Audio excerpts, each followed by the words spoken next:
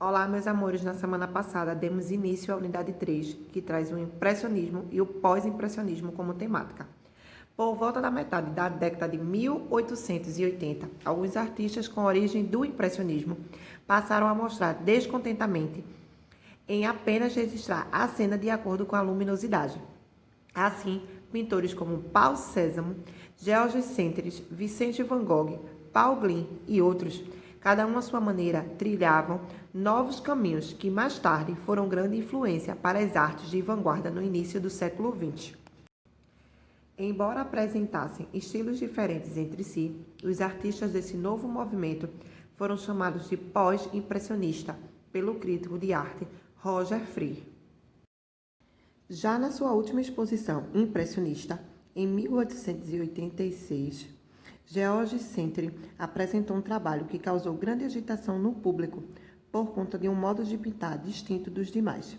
Em vez de utilizar pinceladas, aplicava tinta na tela por meio de pequenos pontos. Essa técnica, consequentemente, foi chamada de pontilhismo. Do estilo que foi aos poucos distanciando-se do impressionismo, podemos destacar sua investigação em relação aos modos de processamento da imagem pelo olho humano. Para tanto, o artista não misturava as tintas e aplicava os pequenos pontos somente com cores primárias, a fim de que as cores secundárias fossem produzidas pela visão do próprio espectador. Na obra que podemos apreciar Uma Tarde de Domingo na Ilha de Grandes Jates, que retrata uma cena cotidiana da vida do parisiense de classe média, é composta de pequenos pontos de cores contrastantes ou complementares, e que a certa distância são vistos como formas sólidas e iluminadas. Paul Gauguin era filho de mãe peruana. Sua infância no Peru trouxe ao artista o gosto pelo exotismo, entendendo-se que, desde séculos anteriores, tudo que não provinha da Europa urbana era considerado pelos europeus como exótico. Após uma trajetória artística ao lado dos impressionistas, mudou-se no fim de sua vida para a Polinésia Francesa, arquipélago na Oceania sob domínio francês.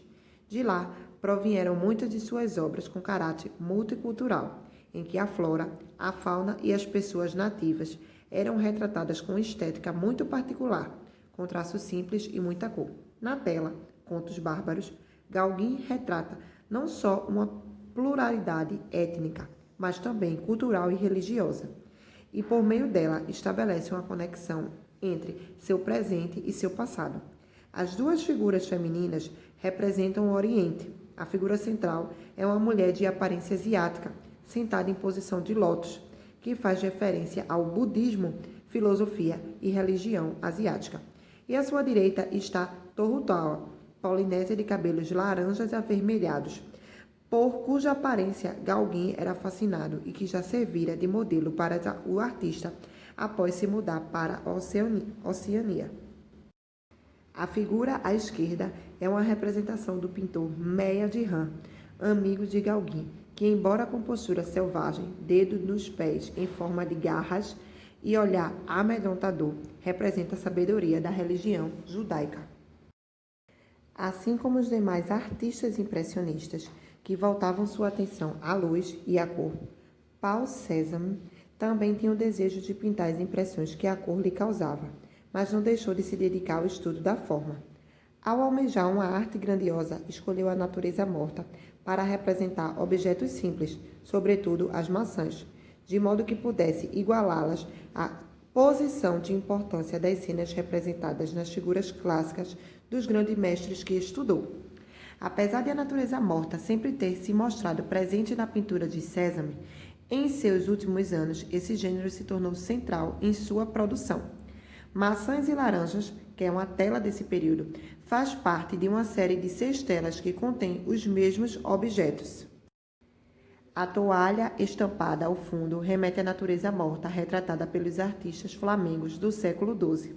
No entanto, o complexo arranjado pelo Cézanne dispôs as frutas, o jarro pintado com motivos florais e as toalhas, bem como a especial atenção atribuída às cores fortes e intensas, além da preocupação com a sensação de solidez e profundidade, trouxeram nessa obra uma nova roupagem para esse tradicional gênero da pintura.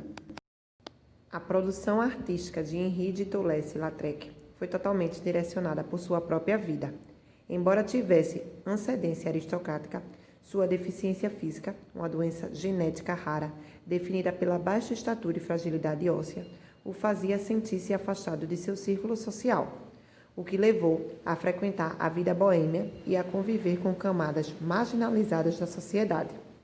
Dessa maneira, a temática dos cabarés, circo e casas de show foi uma constante em sua obra. O Moulin Rouge é um estabelecimento fundado no século XIX, especializado em shows de cancan, que é um estilo de dança francesa, tá? E que funcionava em Paris até os dias de hoje. Era lá que, por diversas vezes, Lautrec passava suas noites pintando os animados bailes frequentados por homens de classe média, acompanhado por mulheres marginalizadas pela sociedade.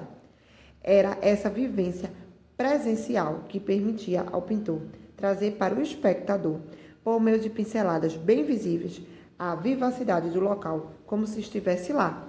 Então, aí está a tela, né? O baile do Moulin Rouge, né? De 1890, de Henri Toulouse-Lautrec. Vicente Van Gogh, pintor que ao longo de sua vida apresentou diversos transtornos mentais, começou sua jornada artística com os impressionistas. O convívio com Camille Pissarro trouxe a ele uma mudança estilística. As pinceladas passaram a ser um traço do artista. Por cima de uma mancha de tinta, ele aplicava outras pequenas manchas. E o colorido passou a ser parte da matéria do objeto retratado, e não mais a luz. Esse artista trouxe mais intensidade e tatalidade para as coisas do mundo, ou seja, deixou quase como as palpáveis ao espectador. Por essa razão, é um grande erro chamarmos que a obra e seu estilo se devem exclusivamente à mente perturbada de Van Gogh. Retratava a intensidade da vida que ele desejava e que a própria vida não lhe oferecia.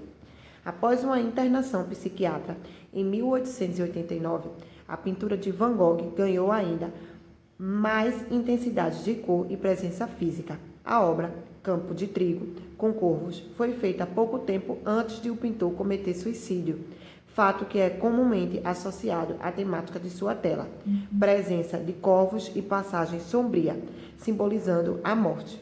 No entanto, não era do desejo do artista que sua pintura remetesse a algo triste ou solitário. Pelo contrário, ele queria mostrar o que considerava saudável e importante para o campo.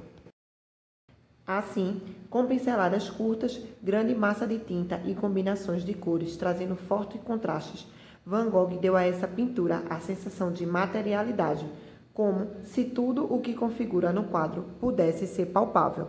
Assim, concluímos, o capítulo 3. Deixarei no plural as atividades que devem ser realizadas por vocês.